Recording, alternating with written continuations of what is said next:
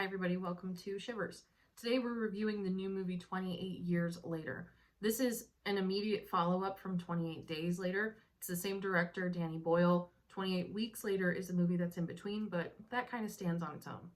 So for 28 Years Later, if you want to just fast forward to the end for a spoiler-free review and rating, feel free to do so now. Otherwise, we'll get into the actual story. So for 28 Days Later, the original movie from 2002, we're focusing on what's called the rage virus. So it's not blatantly stated that it is a zombie virus outbreak, but we kind of figured that that's what it is. So this rage virus spreads through the majority of the UK, including Scotland, and that's where the movie starts from. So we have this jump to the past as soon as we start the movie of 28 years later. We're in Scotland. We're focusing on these kids watching Teletubbies. It's very surreal because it's this apocalypse basically. So we start the movie with a bang. Almost all of the children are deceased from this rage virus, and we follow one child into the local chapel where his father is the priest, hands him this golden cross, and he says, "Have faith, go hide, best wishes to you. It's Judgment Day." So we don't see anything else from that kid until the very end of 28 years later. So we then jump to 28 years later. We are on this island somewhere outside of the UK-ish. It's said that they're patrolling, the French are patrolling around, keeping the island in quarantine to make sure that all of the infected people from the rage virus are contained within the area. So still nobody in, nobody out. So we have this group of people who are living on this island. It feels almost like an Amish lifestyle. It's this, everybody is either a baker, a teacher, a provider, whatever it is. It's this very survival compound. And we are focusing on our main character, Spike, who is 12 years old. His father, Jamie, played by Aaron Taylor Johnson, and Spike's mother, Isla. So Isla is sick. She's in bed. She doesn't have the rage virus, but we don't know what's wrong with her. So she's kind of losing her mind as she's in bed. Now, Jamie, the dad, and Spike are taking Spike out to the mainland, they keep calling it, for his first hunt. All of the children have to be 14, 15 before they go out onto the mainland, but regardless, Spike is very mature, he's ready, his dad is obviously jacked, so they basically say, go ahead, have fun. So this is where we kick off. So we have Jamie taking Spike out to the mainland just for the sake of killing these infected. And the whole movie feels like you're watching two movies in one. On one hand, you have this very comic book video game feel. It feels almost like Dying Light turned into a movie, and all of these outrageous kills, the blood, the gore, the style of filming is really unlike anything that I have ever seen before. And then we also have this other side that is very cinematic. We have these huge landscapes, this beautiful scenery, and this very heartfelt father-son camaraderie. So it's truly, before I even get to the ending of this, one of the most unique movies that I have really ever watched. But regardless, so Spike is doing his best out there. He, again, is very mature. And I am always very vocal that I'm not a big fan of kids in horror movies because they make a lot of dumb mistakes. And that's what ends up getting a lot of people killed. In this situation, Spike is a really wonderful character. He's very well thought out. He is very mature. He knows how to take care of himself. He knows how to make decisions. So that level of responsibility is great. For the dad, on the other hand, he is just kind of this jock. He takes Spike out. They have a fine time, but then they come back to their little compound and they throw this party. Everybody's so excited that Spike was able to go out with his dad and have a good time. Jamie then sneaks off with this lady, and basically sleeps with her just in the middle of the hallway, and Spike catches them. So Spike is completely distraught. He's like, my mother is at home, sick in her bed, and you're going to go ahead and sleep with this local lady. Like, what are you doing? While they were out on their hunt in the first place, they saw all of this smoke and fire in the distance. The father said he didn't know what it was. Spike then goes back to their house after this little party, and Isla's dad is there. Isla's dad then says, "Oh yeah, that's Dr. Kelson, Dr. Kelson." And he's this actual doctor who has decided to stay on the mainland and basically go insane. So leave him be. But I'm not going to tell you anymore because that's your dad's job. So the dad finally comes home. Spike then says, "Why did you not tell me about this doctor? We could help mom. We could get her we can actually save her. Or did you not tell me about that doctor because you don't want to save her and you want her to die so that you can go sleep with whoever you want, be with whoever you want?" This causes Jamie to really pull out that rage. It's the human version of rage, and he slaps Spike across the face and he's like, "Don't you dare talk to me like that." Spike runs upstairs, grabs his mom, and he's like, "All right, Jamie, dad, you gotta leave us alone, you gotta go." So on his way out, Jamie's punching the walls and then he leaves. So we have a lot of reflections of different characters, as well as the actual filmography of being able to see Jamie in that conversation with Spike, looking at himself in the mirror and talking to Spike through the mirror. So from a film perspective, that just shows that there are different sides of Jamie. We then will come back to that in a moment. So Spike then takes his mom to the actual mainland, sneaks her out, and they go on this adventure to try to find Dr. Kelson. So all along the way, the mom is kind of losing her mind. Isla is her name. Isla is losing her mind. She keeps calling Spike her dad. And at night, Spike is like basically being the man of the house now. And he's like, "I'll stay awake. You got to get your rest. You're all good." And he falls asleep, and then she saves him. So she still has cognizance.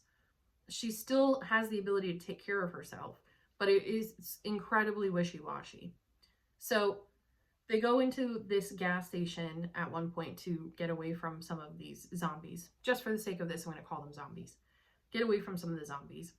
At this point in time, because it is 28 years later, all of these zombies are naked because their clothes have just completely disintegrated over the years. So it is very primal. We then go into this gas station to get away from everybody, and a person shoots down, helps us out, gets Spike and Isla out of the gas station. We find out that his name is Eric, and he is part of the Navy. So he is part of keeping the island on quarantine, making sure that everybody is safe, not really knowing why they're protecting the area.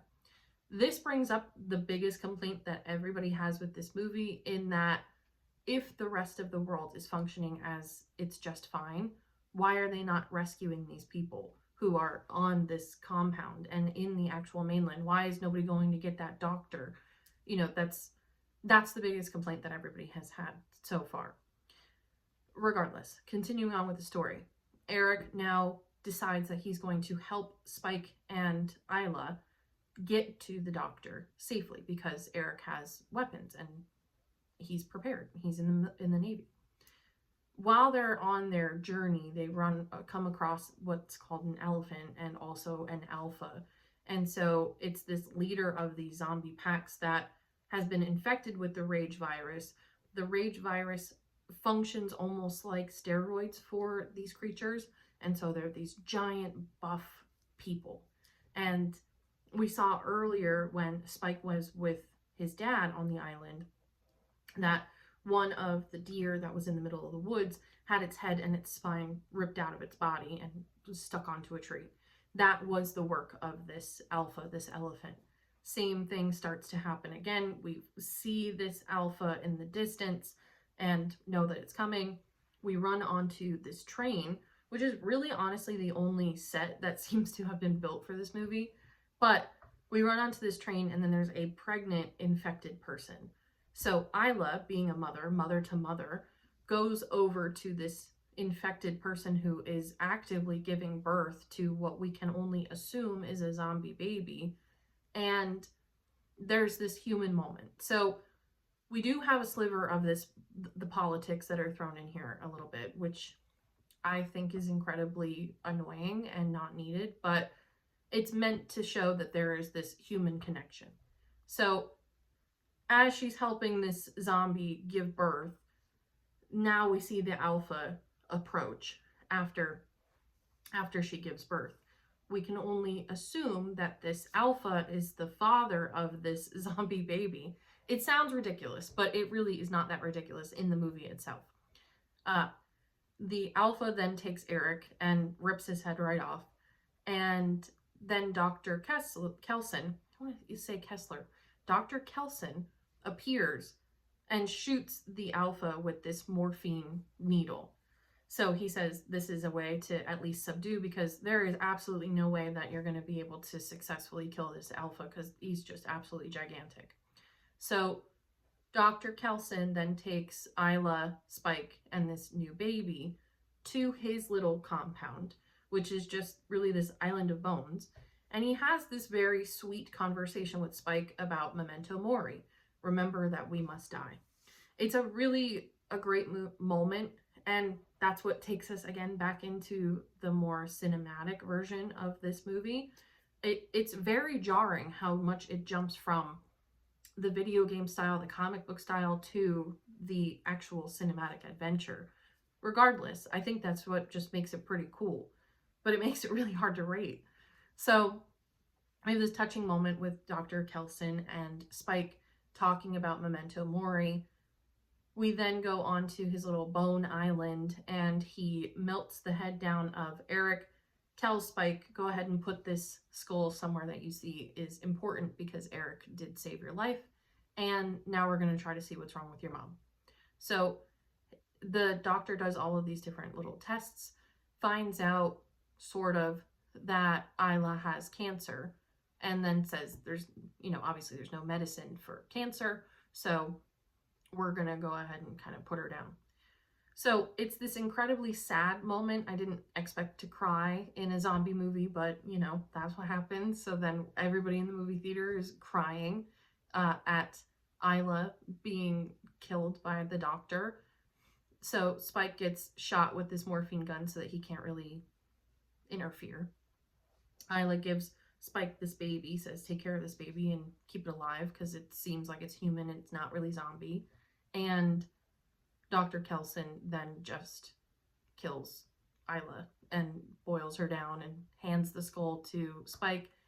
Spike then has another moment with the doctor, and the doctor says, remember memento amoris, remember you must love, remember everyone must love. So again, a very touching moment. Spike then climbs to the top of this skeleton tower and leaves his mother's skull at the top, faces it towards this sunrise, climbs back down, takes the baby back to the compound, leaves it there with a note that says, Dad, don't come looking for me. I'll come back whenever I'm ready. For now, I need my space, I need my time, and I'm going to go try to survive on the mainland. So now, 28 days later is our fast forward, which is pretty cool. We are with Spike. He's cooking a fish over a fire, and then all these zombies start to come. We then end, he starts running down the road. There's this sort of like a dam in the road full of rocks, and on the top is Jimmy. Jimmy is the person that we saw in the very beginning, whose father was a priest, gave him the cross, said, go make sure you survive. So Jimmy and all of his very stereotypical European people kill all of these different zombies in the most creative way possible, and that's how the movie ends. So it's really set up for a sequel. I would be absolutely shocked if they don't come out with a sequel. It gives very, very, very close Walking Dead ties. You feel for Spike. He's smart. He's there. There are moments where he is still a kid and still annoying, but it makes you feel like it's like Carl. Whereas then Jimmy is almost representative of that princess character. So you have a lot of ties. That being said, I think this, again, is one of the most unique movies that I have ever watched. I love the flip flop of style between this adventure and really serious cinema and dedication to the filmography. And then the other side of it being fun and comic booky and creative. It's, again, it's jarring, but it's really cool. It's something totally different. So, in terms of the actual ranking, one more thing that I want to note, I mentioned the mirror before. We have the mirror moment for the dad in the kitchen when he's losing it. We then have a mirror moment in this boneyard of Spike, and after his mother has now passed away. So this mirror moment for Spike really turns him into like the man that his father always thought that he would be. He's surviving out on his own. He's really doing it. So it's this very touching moment that you see the character arc for Spike. So again, very great character development. That's strong. The other thing to note is in terms of the actual study of zombies. You know, you guys have heard me talk about the actual deeper meanings of all of these genres. And zombies are always very representative of sickness. So when you have these fast moving zombies like the ones that we have in this movie, it is very representative of a quick death, a gunshot wound, something that is just, you're gonna go really quickly. For zombies like The Walking Dead, that's very indicative of cancer, something that is slow building. You know it's coming, you know you're going to die, and there's absolutely nothing that you can do besides just sit there and wait it out. So for Isla to actually have cancer in a reflection of a world of these zombies that are reflecting the other version of dying, that I absolutely love. And I'm so happy that they did that. That's really the only thing else that I will add. In terms of the actual ranking and the rating, for the story itself, I would give it a 3 out of 5. This is not a unique story whatsoever. We are picking right up from 28 days later of the actual storyline that's already built, but also the apocalypse is not, it's not unique, it's not new. So for originality, however, I would then give it a little bit of an edge of 4 out of 5. The only reason being because of the actual style of the movie. We have a lot of war flashbacks also. We have that past and future view as well. So being able to have all of these different elements work together in a really funky way, you don't get any more original than that. For acting, I would give it a 4 out of 5. I think everybody pretty much did their job. I think the dad being this easily triggered man was a little too on the nose, and I think for the mom to be kind of losing her mind, also a little too on the nose. It just seemed like every single one of these characters that we saw was too into their character, if that makes sense. For production, give it a 5 out of 5. This is a great movie. Seems like it has a good budget. Some of the sets are very obvious that they're sets, but I mean, the land is beautiful. They used it well. I can't say much other than that. And then for scares, this is not a scary movie, but it is a gory movie. And because all the actual zombies have no clothes, there's also a lot of nudity. So from that perspective of the gore, I would give the scare element a 3 out of 5.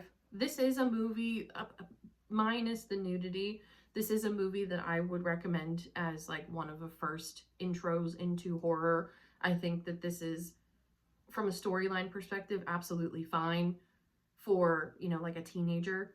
Again, I think from the gore perspective and from the nudity perspective, that's really the only reason why it would be rated R in the first place.